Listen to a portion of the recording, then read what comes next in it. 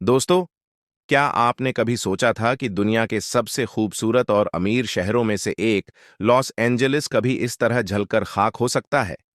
जी हां, अमेरिका का यह ग्लैमरस शहर इन दिनों भयंकर आग की लपटों में है, और वह भी इतनी तीव्रता के साथ कि देखने वाला यकीन ही नहीं कर पाता कि असल में हो रहा है या ये कोई फिल्म का सीन है। ये विजुअल्स इतने डरावने और अननेचुरल हैं कि फिल्मी सीन की तरह लगते हैं। क्या यही वह शहर है जिसकी रोशनी रातों को जगमगाती थी और जहां दुनिया के सबसे बड़े बड़े सितारे रहते हैं? तो चलिए आज हम आपको बताएंगे कि कैसे लॉस एंजेलिस जल रहा है, इसके पीछे क्या वजह हो सकती है, क्या यह अल्लाह का अजाब है या यह कोई चेतावनी है, और इसमें फिलिस्तीन के गाजा का क्या कनेक्शन हो सकता है। दोस्तों, अमेरिका के सबसे खूबसूरत शहरों में से एक और दुनिया के सबसे अमीर शहरों में शुमार लॉस एंजेलिस बुरी तरीके से जल रहा है। इतनी बुरी तरीके से कि वहां से लगातार जो विजुअल्स आ रहे हैं वह इतने खतरनाक और अननेचुरल हैं कि पहली नजर में तो इन्हें देखकर आपको यह महसूस नहीं होगा कि यह दुनिया का कोई ऐसा शहर है जो बहुत ही शानदार हुआ करता था। दिल को हिलाकर रख देने वाले इन वीडियो फुटेज को देखकर हर कोई हैरान हो जा रहा है, और हल्का दिल रखने वाले लोग तो इन्हें देख ही नहीं सकते। अब तक करीब 2 लाख लोग वहां से भाग चुके हैं, क्योंकि या तो उनका घर जल चुका है या फिर आग की लपेट में आने वाला था। इससे भी बड़ा आंकड़ा यह है कि जिन लोगों को घर छोड़ने की चेतावनी दी जा चुकी है, उनकी जो तादाद है वह उससे भी ज्यादा है। शहर के अंदर मौजूद 12,000 से ज्यादा मकान पूरी तरह से जलकर राख हो चुके हैं। आम लोग ही नहीं, बल्कि सेलिब्रिटीज भी अपना घर बार छोड़कर भाग निकले हैं। वजह यह है कि लॉस एंजेलिस कोई आम शहर नहीं है, बल्कि यह अमेरिका के सबसे एडवांस और सबसे कीमती इलाकों में से एक है। यहाँ बड़े बड़े सेलिब्रिटीज, पॉलिटिशियंस और मशहूर लोग रहते हैं। तो यही वजह है कि यह आग अमेरिका के लिए इतिहास का सबसे बड़ा नुकसान साबित हो सकती है। एक्सपर्ट्स का अनुमान है कि अगर आग पर अभी काबू पा लिया गया तो अमेरिका को इस आग की वजह से लगभग $150 बिलियन का नुकसान हो सकता है। और अगर इस आग पर अभी काबू नहीं पाया गया तो यह नुकसान जो है यह बहुत ज्यादा हो सकता है। और अगर अब अमेरिका इस शहर को पहले जैसा बनाना चाहें तो इसमें करीब 10 साल का वक्त लग सकता है। दोस्तों, जब हम अल्लाह की ताकत, उसकी सजा और उसके अजाब के बारे में सोचते हैं तो हमें याद आता है कि अल्लाह ने कई बार इंसानों को उनके गुनाहों की सजा दी है। यह सिर्फ इतिहास का हिस्सा नहीं, बल्कि आज भी हम देख सकते हैं कि जब लोग अपने कर्तव्यों को नजरअंदाज करते हैं और इंसाफ की दतियां उड़ाते हैं तो अल्लाह अपना अजाब जरूर भेजता है। जहां जहां पर भी नाइंसाफी होती है वहां पर अल्लाह तबारक व ताला लोगों को यह बताता है कि सबसे बड़ा हाकिम मैं हूं, सबसे बड़ा क्रिएटर मैं हूं। लॉस एंजेलिस में जो भीषण आग लगी है, क्या यह एक चेतावनी नहीं हो सकती? अब सवाल यह है कि आग क्यों और कैसे लगी, और इस आग का फिलिस्तीन की गाजा से क्या कनेक्शन है। पहली बात, जैसा कि हमारे देश में कई राज्य हैं, वैसे ही अमेरिका में भी लगभग 50 राज्य मौजूद हैं। इन्हीं में से एक कैलिफोर्निया है, जो समंदर के किनारे पर बसा हुआ है। अब अगर आप इसे ग्लोब करके देख पाएं कि यह अमेरिका की सबसे पश्चिमी छोर पर स्थित है। समुद्र के किनारे होने की वजह से यहाँ का मौसम बाकी जगहों के मुकाबले बहुत अजीब होता है। इसी वजह से यहाँ की हवाएं काफी तेज होती हैं और नमी की कमी भी रहती है, जिससे सूखा रहता है। और जब भी कोई छोटी सी चिंगारी लगती है तो उसे फैलने में ज्यादा वक्त नहीं लगता। समंदर के किनारे होने की वजह से यहाँ की हवाएं आग को एक जगह से दूसरी जगह आसानी से पहुंचा देती हैं। अब तक इतिहास में यहाँ पर कई बार आग लगी है, और 2020 में भी यहाँ पर एक बड़ी आग लगी थी, जिसकी वजह से काफी नुकसान हुआ था। उस वक्त कहा गया था कि एक छोटी सी चिंगारी से आग लग गई थी। अब आप में से बहुत सारे लोग सोच रहे होंगे कि ऐसे आग कैसे लग सकती है, और अगर आग लग भी गई हो तो अमेरिका जैसा सुपर पावर देश, जिसके पास उसे काबू पाने की तकनीकी ताकत मौजूद है, तो फिर यह आग पूरे शहर को कैसे जलाती जा रही है।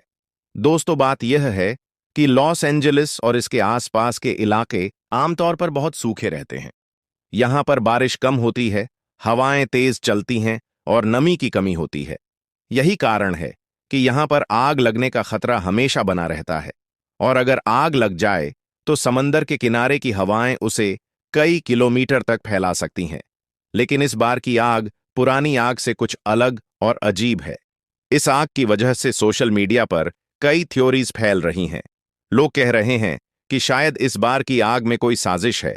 जो इलाके इस आग की चपेट में आए हैं वह लॉस एंजलिस के 4 अलग अलग इलाकों में फैले हुए हैं, जो एक दूसरे से काफी दूर दूर हैं।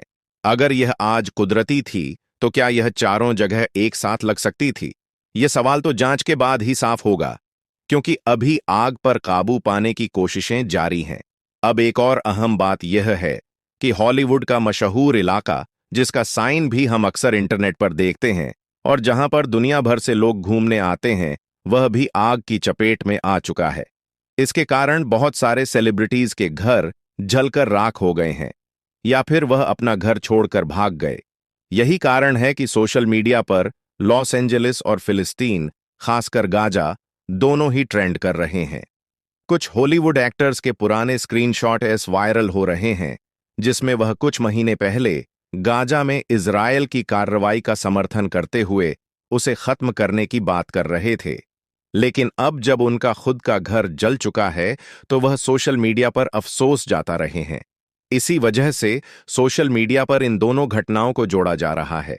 दोस्तों, एक वीडियो भी बहुत वायरल हो रही थी कि कुछ मुसलमान हैं जो लॉस एंजलिस में रहते हैं। वहां पर आग को रोकने के लिए सभी लोग अपनी अपनी कोशिश तो कर ही रहे हैं, लेकिन कुछ चंद मुसलमान हैं जिन्होंने अजान देना चाहा और अजान दी भी, ताकि अल्लाह का जो यह अजाब है, या नाराजगी कह लें या यह कुदरती आफत कह लें, यह वही आफत वहीं पर अजान की आवाज से रुक जाए। तो सोशल मीडिया पर ऐसे बहुत सारे वीडियोस वायरल हो रहे हैं जिसमें एक मस्जिद को भी दिखाया जा रहा है। एक मस्जिद का तो वीडियो तो न्यूज चैनल वाले ऐसे दिख रहे हैं जैसे उनके बाप का घर जल गया हो, क्योंकि एक मस्जिद जलकर खाक हो चुकी है, शहीद हो चुकी है। और एक वीडियो ऐसा भी वायरल भी हो रहा है जिसमें पूरा इलाका जल गया, लेकिन मस्जिद तक बिल्कुल भी आग नहीं पहुंच पाई। सुभान अल्लाह, अल्लाह की कुदरत देखिए। तो दोस्तों, हमें यह समझना होगा कि अल्लाह का अजाब बहुत सख्त होता है। हमेशा हमें अपनी नीयत को साफ रखना चाहिए और सीधे रास्ते पर चलना चाहिए। और यह अमेरिका पर अजाब है या नहीं है, यह तो अल्लाह ही बेहतर जानता है। लेकिन हमें बिल्कुल नहीं कह सकते कि वहां के लोग गुनहगार हैं। वहां के लोग फिलिस्तीन का विरोध करते थे, गाजा का समर्थन नहीं करते थे, इसलिए यह अजाब आया। दोस्तों, अगर अमेरिका पर यह अजाब आना, यानी ऐसा हम लोग समझते हैं कि यह अल्लाह का अजाब है, तो हाल ही में आप देख सकते हैं कि मक्का मदीना में तूफानी बारिश हो गई, तो ये क्या था? क्या इसको भी हम अजाब से जोड़ेंगे? नहीं, बिल्कुल नहीं मेरे भाइयों, ऐसा बिल्कुल ना करें। वहां बहुत सारे मुसलमान मौजूद हैं, वहां बहुत सारी मस्जिदें हैं। वहां जितना नुकसान दूसरों का हो रहा है उतना मुसलमानों का भी हो रहा है, क्रिश्चियन का हो रहा है और दूसरे धर्मों का हो रहा है। यहां पर बात इंसानियत की आनी चाहिए। हमें अल्लाह से दुआ करनी चाहिए। हमें अल्लाह से दुआ करनी चाहिए कि जल्द से जल्द वह आग थम जाए और वह पूरा इलाका ठंडा हो जाए। दोस्तों, सबसे पहले तो हम आपको बता दें कि पहले अमेरिका इस्लाम का सबसे बड़ा दुश्मन हुआ करता था। अमेरिका एक ऐसा देश था जो कभी भी इस्लाम को देखना पसंद नहीं करता था। इस्लाम को मिटाने और इस्लाम को दबाने की इसने हर तरह की कोशिश की थी, लेकिन इसकी तमाम कोशिशें बेकार गईं और इस्लाम के खिलाफ उठने वाला हर कदम इस्लाम को फैलाता ही चला गया। जब अमेरिका में हर तरह से इस्लाम को बदनाम किया जाने लगा तो लोगों में इस्लाम को जानने की ख्वाहिश पैदा होने लगी, यानी कि लोगों में इस्लाम को जानने की इच्छा होने लगी। उसके बाद अमेरिका के लोगों ने इस्लाम के बारे में जानना और इसके बारे में पढ़ना शुरू कर दिया। और फिर जैसे जैसे लोग इस्लाम के बारे में पढ़ते गए, वैसे वैसे उनके सामने इस्लाम की सच्चाई आती गई और उनको यह मालूम हो गया कि इस दुनिया में इस्लाम ही एक सच्चा मजहब है। सिर्फ इस्लाम ही है जो हक की दावत देता है। यही वजह थी कि फिर अमेरिका में इस्लाम बड़ी तेजी के साथ फैलने लगा। आज अमेरिका में सबसे ज्यादा तेजी के साथ फैलने वाला अगर कोई धर्म और मजहब है तो वह है सिर्फ इस्लाम। आज अमेरिका जैसा सुपर पावर देश भी ये मानने लगा है आज अमेरिका को भी यह लगने लगा है कि इस्लाम जैसा सुपर पावर कोई और नहीं है।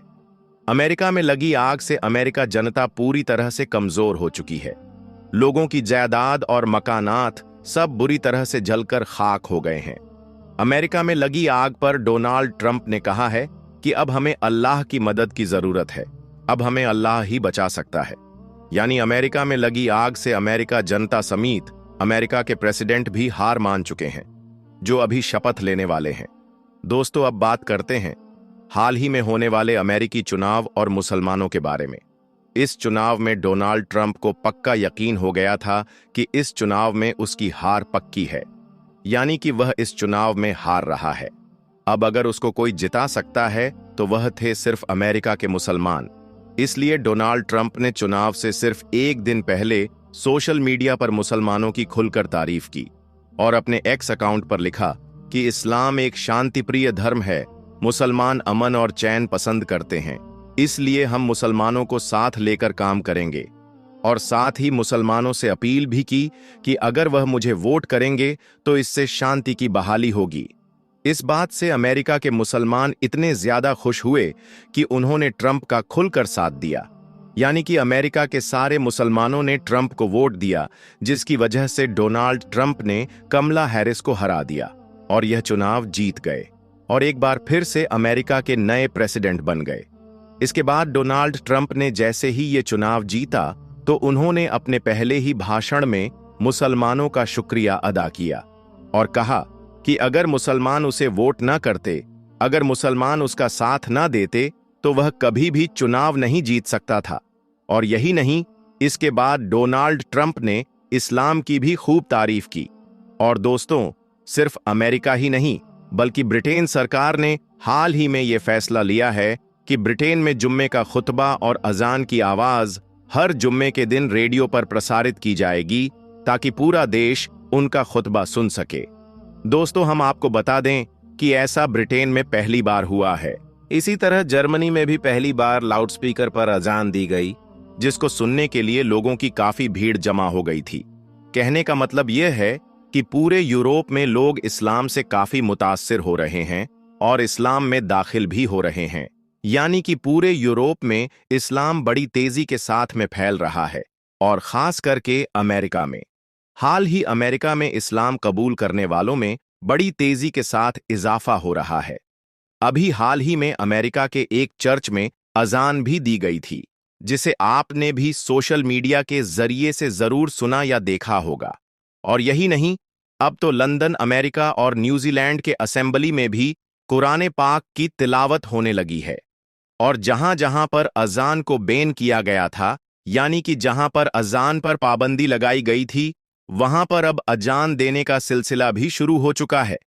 यहां तक कि वहां के कई वैज्ञानिक भी इस्लाम की तालीम को सच साबित कर चुके हैं। दोस्तों, इसी तरह से रशिया में 1913 ईस्वी में 15,000 मस्जिदें थीं, मगर उस दौर में वहां की हुकूमत ने इस्लाम और इस्लाम को मानने वाले लोगों को लगातार खत्म करने की कोशिश की थी। इसी वजह से सोवियत यूनियन के दौर में सिर्फ 94 मस्जिद ही बाकी रह गई थी। यानी कि बाकी मस्जिदों को या तो शहीद कर दिया गया था, या फिर डांस बार में तब्दील कर दिया गया था, या फिर उन मस्जिदों पर ताला लगा दिया गया था।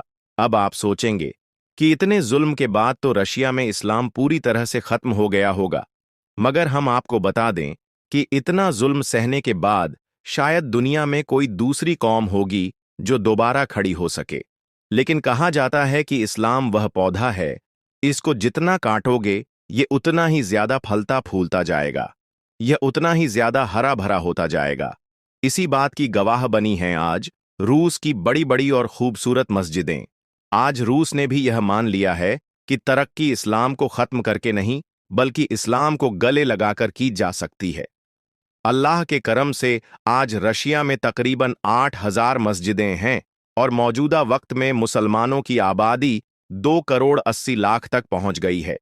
दोस्तों, याद रखें, अल्लाह ताला ने इस्लाम में वह लचक रखी है कि इसे जितना दबाया जाएगा यह उतना ही ज्यादा बढ़ता जाएगा। और आज अमेरिका जिन हालातों से गुजर रहा है, उसको देखते हुए यहां तक कहा जा सकता है कि अब अमेरिका पहले जैसा सुपर पावर नहीं रहेगा, और साथ ही अमेरिका में इस्लाम का बढ़ता क्रेज भी इस बात की ओर इशारा कर रहा है कि आने वाले वक्त में अमेरिका पर सिर्फ इस्लाम का ही राज होगा। और सिर्फ अमेरिका ही नहीं, बल्कि पूरे यूरोप पर इस्लाम छा जाएगा। याद रखें कि इस्लाम था, इस्लाम है और इंशा अल्लाह इस्लाम हमेशा रहेगा। दोस्तों, अभी कुछ दिन पहले की बात है। अमेरिका के एक अस्पताल में एक औरत को बच्चा पैदा हुआ, मगर पैदा होते ही उस बच्चों की मौत हो गई, यानी कि वह मर गया। यह देखकर डॉक्टर ने उस औरत को, यानी कि उस बच्चे की मां को यह बताया कि वह उन्हें माफ कर दें। वह उसके बच्चे को बचा नहीं पाए हैं और उसका होने वाला बच्चा मरा हुआ पैदा हुआ है। तो यह सुनकर वह मां तड़प उठी, उसकी आंखों से आंसू जारी हो गए। फिर वह चीखें मार मार कर रोने लगी और कहने लगी कि नहीं, ये नहीं हो सकता है, मेरा बच्चा मरा नहीं है, बल्कि मेरा बच्चा जिंदा है। इधर वह सब डॉक्टर कहते रहे कि तुम्हारा यह बच्चा मर चुका है, लेकिन वह मां इस बात को मानने के लिए बिल्कुल भी तैयार नहीं हुई कि उसका बच्चा मर चुका है। आखिरकार फिर उस बच्चे की मां ने लोगों से पूछा कि यहां पास में कोई मस्जिद है, तो लोगों ने बताया कि हां, यहां करीब में ही एक मस्जिद है।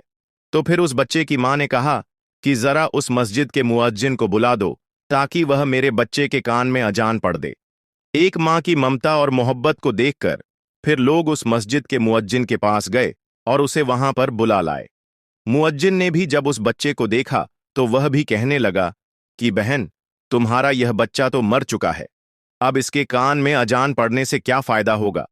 तो यह सुनकर वह मां तड़प कर कहने लगी कि नहीं, मेरा बच्चा जिंदा है, आप मेरे बच्चे के कान में अजान पढ़िए।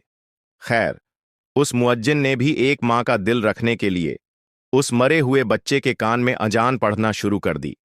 लेकिन जैसे ही मुअज्जिन ने अजान में कहा अशहदु अन्ना मुहम्मदुर रसूलुल्लाह, वैसे ही उस बच्चे के जिस्म में हरकत होना शुरू हो गई। और उसके बाद जैसे ही मुअज्जिन ने पूरी अजान पढ़ी, तो वैसे ही वह मरा हुआ बच्चा अचानक जिंदा होकर रोने लगा। ये देखकर वह मां तड़प कर कहने लगी कि तुम लोग तो कह रहे थे कि मेरा बच्चा मर चुका है, लेकिन मैंने कहा था ना कि मेरा बच्चा जिंदा है, और आपने देख लिया ना कि मेरा बच्चा जिंदा है। जब डॉक्टरों ने अल्लाह की इस करिश्मे को देखा तो वह भी हैरान रह गए और वह मजबूर होकर कहने लगे कि जब एक अजान में इतनी ज्यादा ताकत है, जब अजान की आवाज सुनकर एक मरा हुआ बच्चा जिंदा हो सकता है, तो फिर जिसने अजान को बनाया है, जिसने इस तमाम जहान को पैदा किया है, उस खुदा के पास में कितनी ज्यादा ताकत होगी। उसके बाद अल्लाह के इस करिश्मे को देखकर वहां पर मौजूद तमाम डॉक्टर उस मस्जिद में गए और कलमा पढ़कर वह सब के सब मुसलमान हो गए। तो दोस्तों, देखा आपने अजान की पावर और एक मां की दुआ का असर, कि जिसकी बरकत से एक मरा हुआ बच्चा भी अल्लाह की कुदरत से जिंदा हो गया।